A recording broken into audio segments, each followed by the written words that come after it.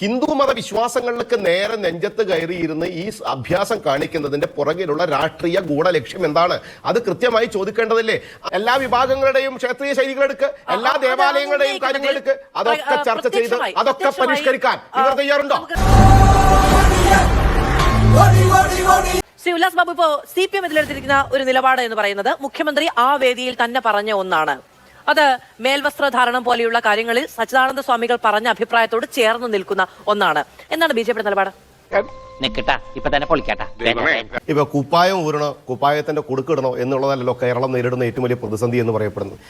അപ്പൊ ഇതൊരു കലക്ക് വെള്ളത്തിൽ മീൻ പിടിക്കാനാണ്. ഇവർ ഏതെങ്കിലും മറ്റ് മതസ്ഥരുടെ വിശ്വാസത്തെയോ വിശ്വാസ സംവിധാനത്തെയോ എതിർക്കാൻ ചൊല്ലോ? ഞാൻ ചോദിച്ചോട്ടെ, ഇവരെ ഇന്ന് ഈ നിമിഷം വരെ 99% ഒരു പള്ളികളിലും സ്ത്രീകൾക്ക് പ്രാർത്ഥിക്കാനുള്ള അവകാശമില്ലാത്തൊരു സമുദായത്തിനകത്ത് പോയി സ്ത്രീകൾക്ക് അവകാശം വേണമെന്ന് വാദിക്കാനുള്ള ചങ്കൂറ്റുണ്ടോ ഇവിടുത്തെ ഇടതുപക്ഷ രാഷ്ട്രീയ സംവിധാനത്തിന്? ഞാൻ ചോദിക്കട്ടെ, പണ്ട് മുത്തലാഖിനെതിരെ ഒരു സമരം നടത്തിയിട്ടുണ്ടല്ലോ. മുത്തലാഖിനെതിരെ EMS എഴുതിയ സമയത്ത് അതിനെതിരെ മുദ്രാവാക്യം വിളിച്ചത് എനിക്കും അതിനൊക്കെ ഓർമ്മയുണ്ട്. എന്താ, 4 കെട്ടും 8 കെട്ടും വേണ്ടി വന്നാൽ EMSന്റെ ഓളം കെട്ടും എന്ന് പറഞ്ഞിട്ട് മുദ്രാവാക്യം വിളിച്ച കേരളമുണ്ട് ഇവിടെ. നന്നായിട്ടുണ്ട്. ഇപ്പോൾ നമ്മൾ 2 ദിവസമായിട്ട് ചർച്ച ചെയ്തു. ഗുരുവായൂർ ക്ഷേത്രത്തിൽ ചുരിദാർ മാറ്റി ചുരിദാർ ഇട്ടിട്ടും കയറാം എന്ന് തീരുമാനമെടുത്തത് മുഖ്യമന്ത്രി അവിടെ ഇരുന്ന് കടലാസിൽ എഴുതി കുറിപ്പ് കൊടുത്തിട്ടല്ല. ഞാൻ പറഞ്ഞു വരുന്നത് എന്താന്ന് വെച്ചാ പറയണമെന്നില്ല, കാര്യം നമുക്ക് മനസ്സിലായി. കേരളത്തിലെ മുസ്ലിം മതവിഭാഗത്തിന്റെയോ ക്രിസ്ത്യൻ മതവിഭാഗത്തിന്റെയോ ആത്മീയ ആചാര്യന്മാരുടെയോ പുരോഹിതരുടെയോ ഭാഗത്തു നിന്നുണ്ടായ ഒരു അഭിപ്രായമല്ല ഇത് സച്ചിദാനന്ദ സ്വാമികൾ പറഞ്ഞതാണെന്നേ. നിനക്കിപ്പോ പ്രശ്നം എന്താണ്? അപ്പൊ എന്തിനാണ് മറ്റു മതസ്ഥരുടെ ആചാരങ്ങളിലേക്ക് നിങ്ങൾ കടക്കുന്നില്ലല്ലോ, അല്ലെങ്കിൽ അവർ ഇത് വെച്ച് പുലർത്തുന്നില്ലേ എന്ന ചോദ്യം ചോദിക്കുന്നത് എന്തിനാണ്? ഇത് ഞാൻ അങ്ങോട്ട് ചോദിക്കേണ്ട ചോദ്യമല്ലേ? ഹിന്ദു മതത്തിന്റെ ആചാരങ്ങളിലും അനുഷ്ഠാനങ്ങളിലും അതിന്റെ നടത്തിപ്പിലും അതിന്റെ ശൈലികളിലും ഇടപെടുന്നത് ഇടതുപക്ഷ രാഷ്ട്രീയം ഇന്നലെയും തുടങ്ങിയതല്ല. മാധു, നീ എന്തിനാണ് ഈ ലോകത്ത് ജനിച്ചിരിക്കുന്നറിയാം? എന്റെ കാലിലായിട്ട് ഇത് ഇന്നും ഇന്നലെയും തുടങ്ങിയല്ല. ഇത് സ്വാമി പറഞ്ഞു, സ്വാമിക്ക് അത് പറയാനുള്ള എല്ലാ അവകാശവും ഉണ്ട്, അധികാരവും ഉണ്ട്. അദ്ദേഹത്തിന് അത് പറയാം, അദ്ദേഹത്തിന്റെ അഭിപ്രായം പറയാം. ആ അഭിപ്രായത്തെ ഏറ്റുപിടിക്കുന്നതും ആ അഭിപ്രായത്തിൽ ഇവർ ഉണ്ടാക്കുന്ന ശൈലിയും എന്തിനാണെന്ന് നമുക്ക് വളരെ വ്യക്തമായിട്ട് അറിയാം. അതിനകത്ത് രാഷ്ട്രീയമാണ്. ആ രാഷ്ട്രീയം എന്തിനാണ്? 1.5 വർഷം കഴിഞ്ഞ് വരുന്ന തെരഞ്ഞെടുപ്പിൽ കലക്കുവളത്തിൽ മീൻ പിടിക്കുക എന്ന് പറയപ്പെടുന്ന കൃത്യമായിട്ടുള്ള അജണ്ടയോട് കൂടിയാണ്. അതൊക്കെ ഗോപാലകൃഷ്ണൻ ഒരു നമ്പറല്ലേ? ഇത് എന്റെ ഒരു നമ്പറാ. വിശ്വാസി സമൂഹത്തിന്റെ ആചാരങ്ങളും അനുഷ്ഠാനങ്ങളും അവരുടെ വിശ്വാസവും മാറ്റണോ പരിഷ്കരിക്കണോ എന്ന് തീരുമാനിക്കാൻ അതിലൊരു കൃത്യമായ ശൈലിയുണ്ട്. ഞാൻ നേരത്തെ പറഞ്ഞില്ലേ, ഗുരുവായൂർ ചുരിദാർ ഇടാൻ തീരുമാനിച്ചത് ഒരു പ്രൈം ടൈമും ചർച്ച ചെയ്തിട്ടല്ല, ഒരു മുഖ്യമന്ത്രിയും കടലാസ് എഴുതി ഒപ്പിട്ടിട്ടല്ല.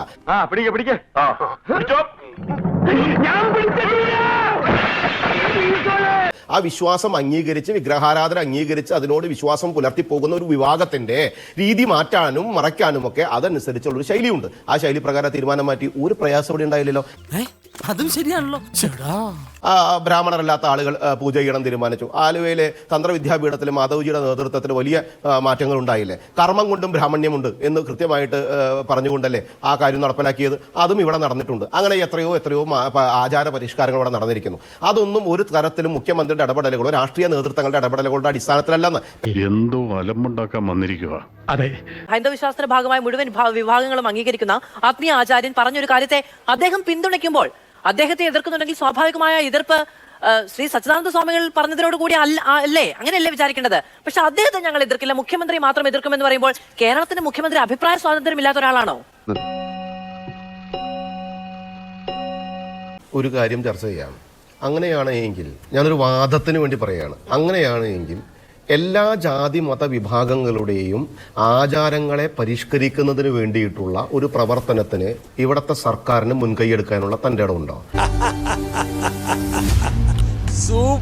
ഈ വിശ്വാസമില്ലാത്ത ആളുകൾക്ക്, അതുമായിട്ട് യാതൊരുവിധ പുലബന്ധവും ഇല്ലാത്ത ആളുകൾക്ക് എത്രത്തോളം ക്ഷേത്രങ്ങൾ നശിപ്പിച്ചു കളയുന്നുവോ അത്രത്തോളം അന്ധവിശ്വാസങ്ങൾ നഷ്ടപ്പെടുമെന്ന് വാദിക്കുന്നവർക്ക്, ക്ഷേത്രങ്ങളെ തല്ലിപ്പൊളിച്ച് ഫുട്ബോൾ കോർട്ടുകളാകും എന്ന് വാദിച്ചവർക്ക് എന്തിനാണ് അവിടുത്തെ വിശ്വാസങ്ങളും ആചാരങ്ങളും പരിഷ്കരിക്കാൻ ഇത്ര തിടുക്കം? സുഗുണം പോകരുത്. ഹിന്ദു മത വിശ്വാസങ്ങളിലേക്ക് നേരെ നെഞ്ചത്ത് കയറിയിരുന്ന് ഈ അഭ്യാസം കാണിക്കുന്നതിന്റെ പുറകിലുള്ള രാഷ്ട്രീയ ഗൂഢലക്ഷ്യം എന്താണ്? അത് കൃത്യമായി ചോദിക്കേണ്ടതില്ലേ? അതൊന്നും എനിക്കറിയാൻ മേല. അത് തിരുത്തേണ്ട കാര്യങ്ങൾ, പരിഷ്കരിക്കേണ്ട കാര്യങ്ങൾ അതിന്റെ ശൈലിയിൽ അത് വിശ്വസിക്കുകയും ബഹുമാനിക്കുകയും അംഗീകരിക്കുകയും ചെയ്യുന്ന വിഭാഗം അത് ചെയ്തുകൊള്ളുമല്ലോ.